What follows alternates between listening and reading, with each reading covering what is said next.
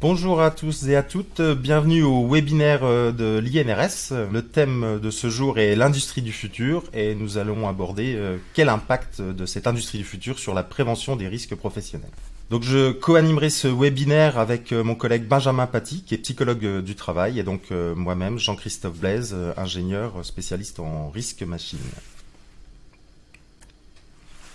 Le sommaire que nous vous proposons pour ce webinaire, dans un premier temps, nous réexpliquerons quand on entend par l'industrie du futur, quelles sont les technologies avancées de production. Nous ferons un focus sur la digitalisation, ensuite sur la flexibilité. Tout ça, bien sûr, sous l'angle risque professionnel, et pour ensuite faire une synthèse et une conclusion avant de répondre aux différentes questions que vous nous avez posées. Donc l'industrie du futur, c'est quoi? Très rapidement, on va reprendre un peu la genèse d'un point de vue français sur l'Alliance Industrie du Futur de 2015 à 2021, qui a été mise en place pour accompagner des entreprises, notamment les PMI, afin de moderniser leurs outils industriels et de transformer leur modèle économique. Cette Alliance Industrie du Futur, d'ailleurs, s'est transformée en filière Solutions Industrie du Futur. Ceci dans le cadre de ce qu'on peut appeler une quatrième révolution industrielle. La première étant la mécanisation de l'industrie, ensuite la notion de production de masse avec l'arrivée de l'électricité, enfin l'automatisation, pour en ce moment passer à ce qu'on appelle la numérisation de la production. Alors, le périmètre retenu ici, parce qu'on va pas pouvoir parler de tous ces aspects, on est dans le cadre de l'industrie, donc on ne vous parlera pas de logistique, de BTP, d'agriculture, bien que ce sont aussi des secteurs où le futur est aussi en marche. On trouve bien sûr une terminologie assez pléthorique, industrie du futur, industrie 4.0, de nombreux modèles qui représentent qu'est-ce que l'industrie du futur. Vous en avez un exemple sur l'écran là à droite. Nous, notre intérêt de partir sur cette industrie du futur plutôt que l'industrie 4.0 était vraiment de placer l'humain au centre de cette problématique et au centre de l'industrie. Alors, cette industrie du futur, cette quatrième révolution, y a-t-il de nouveaux risques? C'est la question que l'on se pose aujourd'hui. En tout cas, on va dire par rapport aux trois précédentes révolutions industrielles, on ne voit pas de nouveaux phénomènes dangereux. On n'a pas à nouveau l'électricité, la mécanisation, l'automatisation. On va dire qu'idéalement même, cette révolution industrielle peut réduire des risques. Par exemple, les troubles musculo-squelettiques avec l'apparition de robots collaboratifs, d'exosquelettes.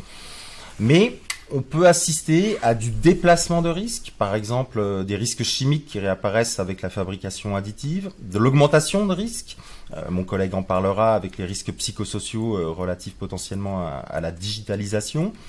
Un risque qu'on voit apparaître, la cybersécurité, que nous aborderons plutôt sous l'angle bien sûr risque professionnel. Et puis on voit poindre également peut-être une sorte de perversion, c'est d'aller vers des opérateurs augmentés alors qu'on veut plutôt les aider dans leur travail. L'autre question qu'on peut se poser, c'est industrie du futur égale prévention du futur. On a des socles, des référentiels en conception, des référentiels en utilisation. Le premier socle qui est la directive machine, en tout cas la 2006-42 CE, qui est actuellement en révision. Parce qu'elle va commencer à intégrer des notions de l'industrie du futur telles que l'IA, la cybersécurité, l'autonomie des machines mobiles. Et puis aussi notre socle principes généraux de prévention, où on peut s'interroger sur l'évaluation des risques potentiellement permanentes face à des situations de travail reconfigurables. Et puis le 9e principe général de prévention, qui est de donner des instructions appropriées aux salariés. Avec la digitalisation, on va avoir une augmentation de l'information disponible. On s'interroge également dans les référentiels de formation. Quelles seront les formations santé et sécurité au travail en 2030? Une prospective a eu lieu sur ce sujet. Donc la vision de l'INRS, c'est ce que nous allons vous présenter au cours de ce webinaire. On l'a articulé autour de trois angles. L'aspect digitalisation, l'aspect technologie avancée de production et l'aspect flexibilité. En fait, les technologies et la digitalisation sont des technos qui sont au service de cette flexibilité et nous détaillerons ensuite ces concepts-là. Alors, au cours de ce webinaire, des choix vont être faits, sont faits d'ores et déjà. On ne va pas pouvoir parler de tout ce que vous pouvez voir d'ailleurs sur la diapositive à droite. Il y aura peut-être de la frustration. Nous allons évoquer ces technologies vraiment de façon globale, sans rentrer dans le détail. Alors le premier aspect, les technologies avancées de production. Déjà, intégrer des nouvelles technologies, ça permet de respecter un principe général de prévention qui est de tenir compte de l'état de la technique, mais cet état de la technique qui va dépendre aussi de la maturité des technologies qui sont mises en œuvre. Ce sont des sources potentielles d'amélioration des conditions de travail, nous l'avons dit, mais ces évolutions peuvent également générer des risques. On a parlé tout à l'heure des robots collaboratifs, on a des risques de contact qui peuvent arriver. On a des technologies qui sont déjà relativement opérationnelles, par exemple la fabrication additive, mais on a également des technologies qui sont en phase de test, voire en cours de développement en laboratoire. Je prends l'exemple des exosquelettes, alors plutôt robotisés, l'exemple de la réalité virtuelle qui existe depuis pas mal d'années, mais qui est encore en cours de développement. Voilà. Donc ces technologies-là ont des niveaux de maturité différents et tenir compte de ces technologies va être plus ou moins délicat en fonction de leur niveau de maturité. Dans tous les cas, il y a effectivement des enjeux pour la prévention, donc les côtés positifs de ces nouvelles technologies. Beaucoup d'espoirs sont placés dans cette offre technologique pour bien sûr améliorer les conditions de travail, je l'ai dit précédemment. On va pouvoir réduire des contraintes physiques potentiellement dues aux efforts, aux postures inconfortables, la répétitivité des gestes notamment. On va même potentiellement pouvoir jouer sur l'aspect sécurité avec la réduction de l'exposition à des situations dangereuses.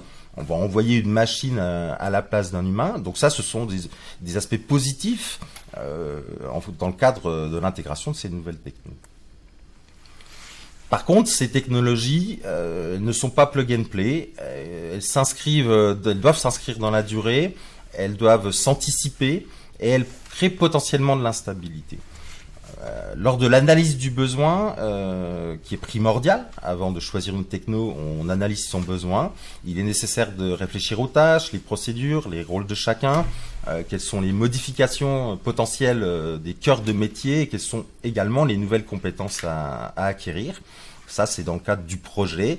Et faute d'anticipation ou d'accompagnement, on peut créer une instabilité qui peut conduire à l'émergence, l'aggravation ou le déplacement des différents risques qu'on a un peu cité tout à l'heure.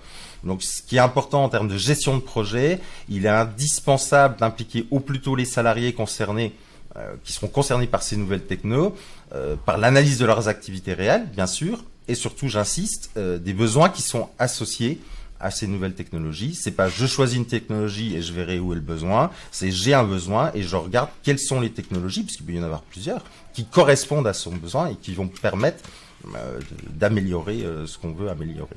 Donc cette notion d'anticiper les risques, cette notion de gestion de projet est très importante aussi pour les nouvelles technologies. Alors, on voulait faire un focus particulier qui n'est pas réellement une technologie de production au sens strict du terme, mais plutôt des outils que sont la réalité virtuelle, la réalité augmentée. L'intérêt, on l'a expliqué juste avant, d'impliquer les opérateurs très en amont, ces notions de réalité virtuelle permettent de le faire. Tester des choix de conception à l'aide de prototypes virtuels. On peut l'utiliser également en formation pour confronter virtuellement les opérateurs sans les exposer à des situations dangereuses. Donc ça, ce sont des apports de ces outils. Par contre, il faut être conscient sur chaque outil. Il y a des apports, il y a des limites. Il faut être conscient des limites, là, par exemple, de la réalité virtuelle. La simulation présente des limites. Il faut les connaître pour éviter de fausses interprétations. Et il est important de rappeler, alors on entend beaucoup parler du jumeau numérique. Il existe toujours des écarts entre quelque chose qui est modélisé, virtuel, et quelque chose de réel. Alors entre une tâche virtuelle et une tâche réelle, et encore plus avec une activité. On aura des écarts forcément. Alors voilà le panorama des différentes technos et surtout cette problématique d'intégration des nouvelles technologies. J'y reviendrai en synthèse, mais voilà, intégrer, définir son besoin, les intégrer au cours d'un véritable processus. Quelles sont les technologies à venir? Parce que les technologies évoluent sans arrêt. On voit poindre, et on l'a déjà, des machines mobiles à déplacement autonome, alors sous différentes formes. On peut parler de drones par exemple. Des nouvelles technologies permettent d'améliorer ces systèmes. Bien sûr l'intelligence artificielle, On va en parler plusieurs fois au cours de ce webinaire. Des technologies qui permettent d'avoir de plus en plus des capteurs qui permettent de voir, d'entendre, peut-être, que sais-je. Et puis tout ce qui est pilotage à distance qu'on voit arriver également avec la future 5G, cette potentialité de piloter, on va dire, en temps réel. Ça, ce sont des technologies qui sont encore à venir et qui répondront certainement, qui poseront les mêmes problèmes que l'on vient d'exposer juste précédemment. Et puis ensuite, tout ça c'est permis aussi grâce à la digitalisation, qui est le prochain angle qui va être pris au cours de ce webinaire. Mais je vais laisser la parole à mon collègue Benjamin Paty. Merci Jean-Christophe. Je vais donc parler de digitalisation et de ses effets. Parmi les effets, on trouve des opportunités, on trouve des effets positifs et il faut évidemment ne pas les oublier, même si notre propos aujourd'hui est de parler principalement des risques. Parmi les effets positifs, on va trouver une amélioration des possibilités, en tout cas apportées par la digitalisation en termes d'amélioration de la prévention des risques professionnels. La digitalisation, c'est une énorme capacité de traitement d'un grand nombre de paramètres, des procédés de fabrication, des ambiances physiques, un grand nombre de mesures qui peuvent être utilisées pour anticiper l'apparition de situations dangereuses. Et puis, on a aussi des systèmes interconnectés grâce à cette digitalisation qui facilitent normalement la collaboration entre experts techniques et les préventeurs. On peut maintenant aborder des éléments peut-être un peu plus négatifs, un peu plus délétères de cette digitalisation en parlant de risques. Toute technologie porte en elle, à travers les usages que l'on va en faire, des éléments positifs et parfois des éléments négatifs. Parmi les éléments risqués associés à la digitalisation, on va pouvoir trouver des risques de dégradation des conditions de travail, du fait notamment d'une intensification de l'activité, des risques de perte d'autonomie de l'opérateur, des risques d'un sentiment réel ou d'une réalité en termes de contrôle accru par la technologie réalisée sur l'opérateur. L'opérateur peut se sentir un petit peu plus contrôlé. Je prends l'exemple, mais je vais développer cela dans les diapositives suivantes, de l'intelligence artificielle. Beaucoup de questions se posent aujourd'hui à travers l'intelligence artificielle, des questions de transparence, de confiance que l'on peut avoir dans le traitement qui est réalisé, des questions aussi de justice ou d'équité. Est-ce que le travail qui est réalisé par l'intelligence artificielle donne un résultat qui est juste, qui est équitable? Des questions aussi de responsabilité morale qui sont très importantes et qu'on a souvent à l'esprit quand on a un dispositif qui réalise des actions en s'appuyant sur une intelligence artificielle. Est-ce que l'opérateur qui se sera appuyé sur un dispositif comme celui-ci portera la responsabilité morale des actions qui sont les conséquences de ce qu'il aura réalisé? Voilà un grand nombre de questions que je vais développer évidemment dans les diapositives suivantes. Donc restons sur la digitalisation, ses usages et puis les risques associés. Un autre élément très important qui va concerner cette fois-ci les conséquences d'une digitalisation sur l'opérateur, eh bien c'est ce que l'on appelle le biais d'automatisation et de contentement, un mécanisme bien connu déjà dans des systèmes automatisés. L'opérateur qui s'appuie sur un dispositif qui fonctionne très bien, eh bien peut avoir une tendance à relâcher sa vigilance, relâcher son attention et évidemment cette situation de relâchement elle est positive d'une certaine façon puisque effectivement elle traduit une confiance de l'opérateur dans le système, mais en cas de défaillance elle va entraîner souvent un temps de retard et parfois des mauvaises décisions quand il s'agit de reprendre la main sur le système. Trop de confiance dans le système peut faire que l'opérateur donc se contente de ce qu'il fait et relâche son attention, sa vigilance.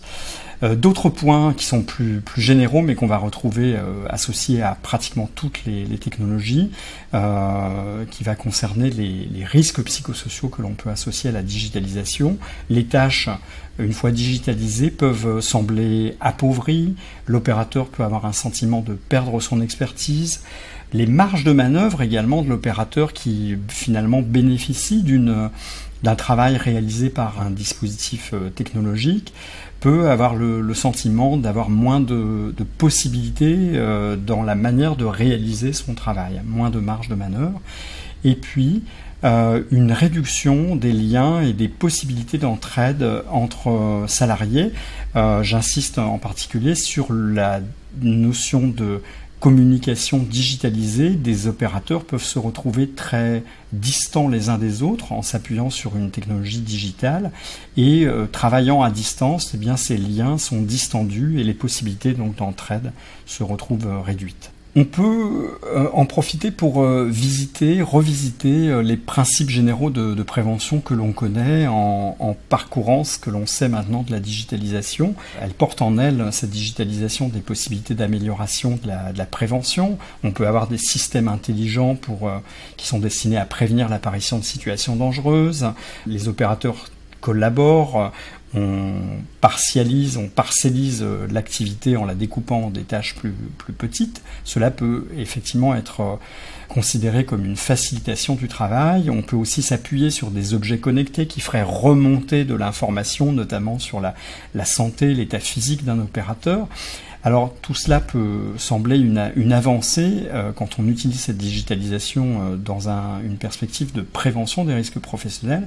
Toutefois, il faut garder à l'esprit que on privilégie normalement des mesures de prévention collective, on évite de généralisation les protections individuelles et sur ce dernier point, notamment s'appuyer sur des objets connectés pour remonter de l'information, ça nécessite de la traiter collectivement, cette information, mais il y a un risque toutefois que on s'appuie sur des décisions prises par l'opérateur lui-même devant regarder les mesures réalisées par les objets connectés qu'il porte. Donc un risque en tout cas de se reporter maintenant sur des actions plutôt individuelles. Ça viendrait se gêner ce principe général de prévention numéro 8. Et puis un deuxième point qu'on va continuer d'aborder dans un instant quand je vais parler de flexibilité, qui concerne la planification de la prévention et le fait de pouvoir combattre les risques à la source malgré les difficultés à remonter à ce niveau. Le principe de prévention numéro 7 et le principe numéro 3 se trouvant là aussi peut-être compliqués par cette digitalisation. Je fais un petit focus, cela peut sembler un petit peu inattendu dans un webinaire consacré à la prévention des risques professionnels. On va parler ici des risques plutôt de cybersécurité, un focus donc sur le risque cyber. Ces systèmes interconnectés, ils peuvent présenter des défaillances, des attaques de virus informatiques, des cyberattaques. On peut retrouver des dégâts importants sur les infrastructures qui sont la conséquence de ces attaques. Les dispositifs de protection peuvent également être endommagés. On a déjà des situations qui sont loin d'être simplement dans le fantasme, qui sont déjà survenues dans des situations industrielles. Alors, notre propos n'est pas de se centrer sur cette défaillance cyber, mais je voulais insister sur les conséquences humaines de ces incidents ou de ces attaques. Plusieurs enquêtes récentes montrent notamment que les opérateurs qui travaillent dans l'univers informatique vont souffrir, vont présenter parfois des burn-out, des épuisements professionnels à la suite de ces cyberattaques, et certains même envisagent parfois de changer de métier tant ce risque, cette digitalisation peut faire peser sur les opérateurs des nouvelles formes de pression. Alors, quel futur sur la digitalisation ? Je reviens sur une diapositive que Jean-Christophe a présentée il y a quelques instants. Je revisite à nouveau des questions d'intelligence artificielle, de 5G, de jumeaux numériques qu'a évoqué Jean-Christophe, simplement pour souligner le fait que ce futur autour de la digitalisation, on va le trouver évidemment dans l'industrie du futur, mais on va le trouver d'une manière générale dans le monde du travail, que ce soit dans le secteur tertiaire ou dans le secteur industriel. Je vais maintenant parler de flexibilité, qui est un des autres axes de cette industrie du futur. Quand on dit flexibilité, on parle d'agilité, et comme je l'ai fait pour la numérisation, on va d'abord parler des bénéfices qui sont attendus quand on parle de flexibilité. Cette agilité permet des ajustements en temps réel de la production aux demandes qui fluctuent. Les systèmes sont présentés comme plus ouverts, complexe, dynamique. On a également une double flexibilité des procédés et des effectifs. Les procédés de production sont désormais adaptables très rapidement selon la demande. Tout cela présente évidemment des avantages, et le premier étant à considérer, c'est la source de compétitivité d'une entreprise qui se lancerait dans une organisation plus agile, plus flexible. Sur le plan des opérateurs, là aussi, des avantages. Cela peut concerner les nouvelles formes de coopération entre opérateurs, une coactivité entre des métiers et des statuts différents qui ne se parlent pas habituellement ou qui ont moins de contact entre eux, une décentralisation des activités, une déhiérarchisation de certaines fonctions, les chefs d'équipe, les équipes elles-mêmes, les opérateurs peuvent prendre en fonction de la situation des fonctions différentes. Et puis tout cela apporte, je dirais, va dans le sens d'une autonomie accrue des opérateurs, une plus grande implication des salariés aux transformations innovantes. Alors, évidemment, ces changements ne sont pas nouveaux. Depuis une bonne 50aine d'années, on rencontre cette orientation vers la flexibilité, vers l'agilité. Le toyotisme, par exemple, le lean management ont été des débuts d'orientation qui poussaient vers cette grande flexibilité, y compris du côté des opérateurs. Mais ce qui est nouveau, c'est probablement la vitesse d'enchaînement possible de ces changements qui peuvent, comme je l'indiquais à l'instant, s'enchaîner de manière très très rapide et faire peser sur les opérateurs de nouvelles contraintes. Alors les enjeux pour la prévention, quand on parle de flexibilité, dans ce contexte de changement permanent, on doit se concentrer, si on reste un petit peu théorique, sur l'anticipation du changement, sur sa planification, sur le fait de pouvoir tenir compte de toutes les sources de variabilité, d'évaluer évidemment l'impact de ces changements à court, moyen, long terme sur la santé des salariés, et puis de tenir compte des parcours professionnels. Quand j'énumère ces points, évidemment, on est dans une approche, dans une considération très théorique, et on va le voir dans quelques instants. Ces grands principes viennent parfois se heurter à la réalité. Quand on change très vite, eh bien, on pourra difficilement anticiper ou planifier. Comment faire ? Il faudrait pouvoir préparer l'organisation au changement de production, penser l'ajustement de l'organisation du travail en tenant compte de la possibilité pour l'humain de s'adapter. Et puis, si l'humain peut s'adapter, il faut toutefois les accompagner, ces transformations. Une industrie qui recourt au numérique, qui a des technologies de production avancées, est-ce qu'elle peut réellement se reconfigurer si rapidement ? C'est la question à laquelle que l'on peut se poser, c'est est-ce qu'une prévention agile peut être possible dans le cas d'une production agile. Alors évidemment, tout ça, c'est sans compter sur la nécessité de pouvoir réaliser une analyse des risques qui soit complète. Si la situation de travail est différente de la précédente, une analyse des risques doit systématiquement être réalisée. Cette analyse, elle nécessite un minimum de temps. Il n'est évidemment pas envisageable de faire l'impasse sur cette démarche.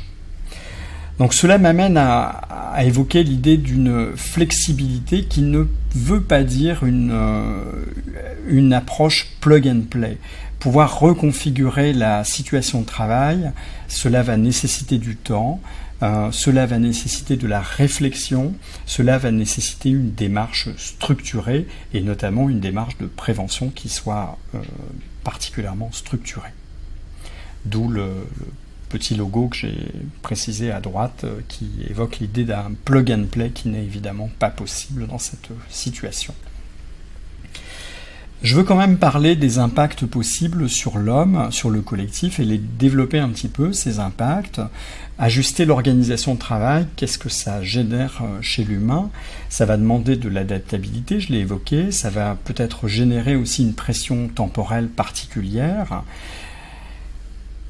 Évidemment, dans cette configuration où l'on doit justement repenser l'organisation très très rapidement, les limites des modèles que l'on connaît, que l'on applique habituellement en termes d'acceptabilité d'un changement, se retrouvent rencontrées. Quand on se reconfigure en permanence, les modèles habituels de l'acceptabilité, de l'acceptation ne sont plus tout à fait pertinents dans ce contexte.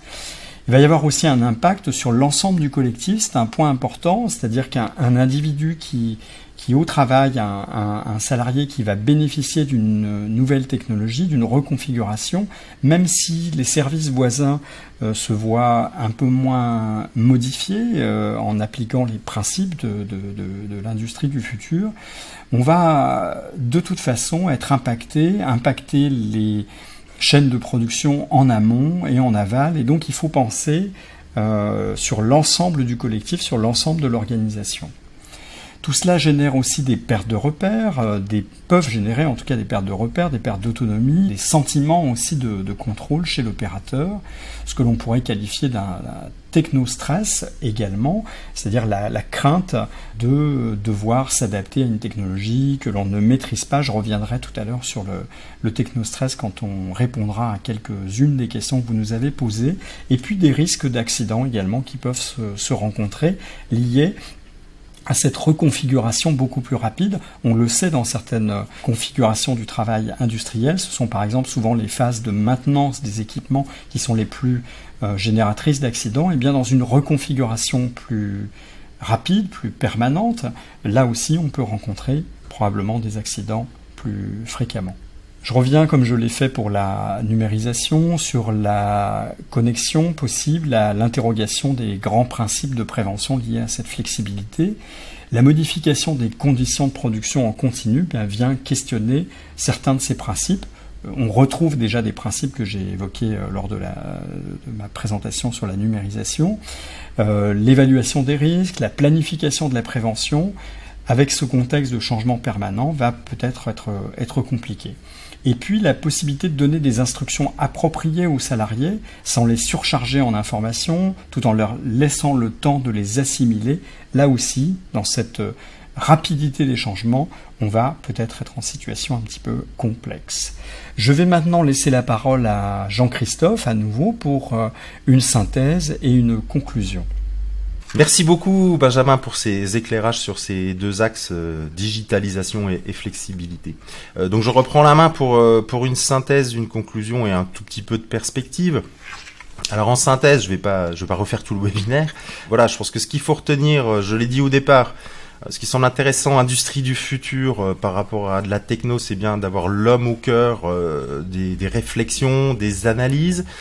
Je l'ai dit, on a été très orienté industrie, c'était le thème du webinaire, mais tous les secteurs d'activité sont concernés, peut-être même plus si on regarde l'agriculture par exemple.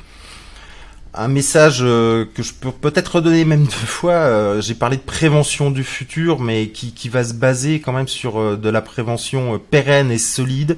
On l'a vu, on a des bases de prévention qui sont solides. Les principes généraux de prévention, on en a rediscuté, effectivement peuvent être peut-être un petit peu mis à mal, mais pas tant que ça. J'ai parlé, et j'en reparlerai juste après dans une des questions d'ailleurs, des référentiels réglementaires, la directive machine, ce sont des bases solides.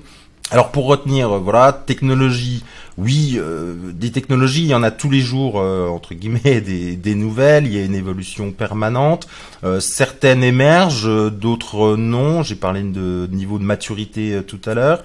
Je crois que quoi qu'il en soit, aucune n'est plug and play. Il n'y a pas une technologie miracle qui va résoudre tous les problèmes. Il est important de partir, Benjamin l'a redit, sur des démarches structurées, l'analyse du besoin, j'insiste, bien sûr l'analyse des risques, et est-ce qu'une techno permet de répondre à ce qu'on a besoin de faire. Alors la digitalisation, je crois que c'est bien effectivement le cœur de cette quatrième révolution, un peu avec des guillemets. On a, Benjamin l'a bien dit, une capacité de traitement des données qui est de plus en plus forte. Je veux juste revenir sur cette notion de données. Moi, ce qui me semble important, c'est l'information aussi, que des données ont du sens pour l'opérateur, du sens pour ceux qui vont utiliser ces données. Donc ça, c'est important. Une donnée, c'est pas miraculeux, il faut qu'elle ait du sens. La notion de flexibilité, alors on entend de plus en plus parler d'agilité avec ce changement permanent, on n'est pas non plus si permanent que cela, il faut pas non plus sombrer dans la rapidité extrême. C'est bien toutes ces notions que l'on a vues à travers ce webinaire, et je termine comme j'ai commencé cette synthèse, et l'homme finalement, plus que jamais au cœur des analyses, c'est très très très important. Alors, Voilà, en conclusion, perspective, vous l'avez vu, je crois qu'on se focalise quand même plutôt sur de la technologie digitale, technologie numérique, alors oui, plus ou moins émergente. Nos futurs points de vue, et déjà un peu nos points de vue actuels, mais nos futurs vont être de travailler sur ces interactions quand même entre des humains, par exemple à travers la réalité augmentée, entre un homme et une machine, à travers la réalité virtuelle par exemple aussi, et puis machine et homme, et ça Benjamin l'a très bien dit déjà, à travers l'intelligence artificielle. Alors certes, des technos nécessitent encore d'avoir des analyses technocentrées, hein, c'est important, il faut les comprendre, mais tout ça qui doivent réintégrer bien des analyses anthropocentrées. Alors nous allons maintenant aborder quelques questions. Vous avez été nombreux à poser des questions et elles sont nombreuses. On ne pourra pas répondre à toutes ces interrogations, mais on vous renverra vers les liens utiles pour y répondre. La première concerne, alors je vais la relire, face à ces évolutions rapides, la réglementation et la normalisation arrivent-elles à suivre ? Je dirais il y a deux aspects. Le premier, effectivement, réglementation. Alors je vais plutôt parler de réglementation européenne. Il y a des réglementations françaises qui peut-être peuvent être un peu plus rapides, mais en tout cas elles doivent correspondre aussi aux réglementations européennes. La normalisation qui est internationale, qui bien sûr s'appuie également sur la réglementation. Oui, ce sont des processus longs. Je l'ai évoqué tout à l'heure, un règlement IA, une révision de la directive machine qui va intégrer des notions relatives à l'industrie du futur. Oui, alors les technos, est-ce que la réglementation arrive à suivre les technos? C'était mon deuxième point. Oui, alors en tout cas, il faut pas que la techno dépasse la réglementation parce que à ce moment-là, on peut pas la mettre sur le marché. C'est quand même un point qui est important. Voilà, il faut que la technologie elle réponde à la réglementation et à la normalisation. Alors il y a encore beaucoup de travaux, ça bouge beaucoup actuellement. Une deuxième question qui concerne la formation. La formation peut-elle permettre de mieux appréhender la prévention des risques liés à l'industrie du futur ? Alors oui, la formation, c'est vraiment de toute façon un enjeu très important, je dirais même majeur. On peut voir la formation initiale et la formation continue, la formation technique au sens large, formation des managers, formation SST, je l'ai évoqué un tout petit peu tout à l'heure, quelle sera la formation SST en 2030. On voit déjà des choses qui se font à l'INRS également. On est très en lien avec les écoles d'ingénieurs, les écoles de management, donc plutôt en formation initiale, et puis ensuite en formation continue et en formation SST. Il y a beaucoup de choses qui se font. Et oui, bien sûr, si on ne connaît pas les risques, c'est compliqué de faire de la prévention des risques. Donc la formation doit permettre de mieux appréhender la prévention des risques liés à l'industrie du futur.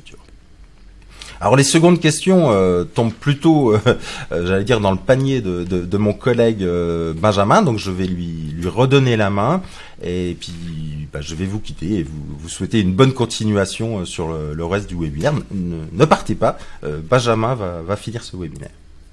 Merci Jean-Christophe. Deux autres questions. La première concerne les risques psychosociaux. Comment prendre en compte les risques psychosociaux face à l'intégration de ces nouvelles technologies en entreprise ?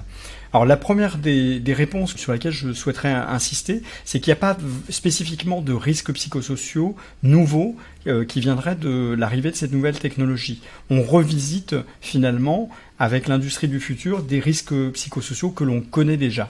Simplement, l'un des points spécifiques, c'est peut-être la question du changement permanent que j'ai déjà évoqué, qui vient introduire une pression temporelle peut-être plus forte sur les opérateurs. Et puis, je l'ai évoqué, j'en profite pour développer à travers cette question, la notion de technostress.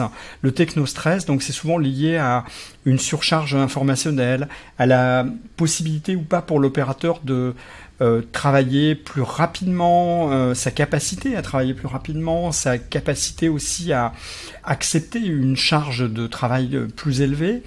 Et puis, dans ce technostress, on y trouve aussi une dimension qu'on appelle souvent la techno-invasion, le fait d'être disponible ou pas à tout moment.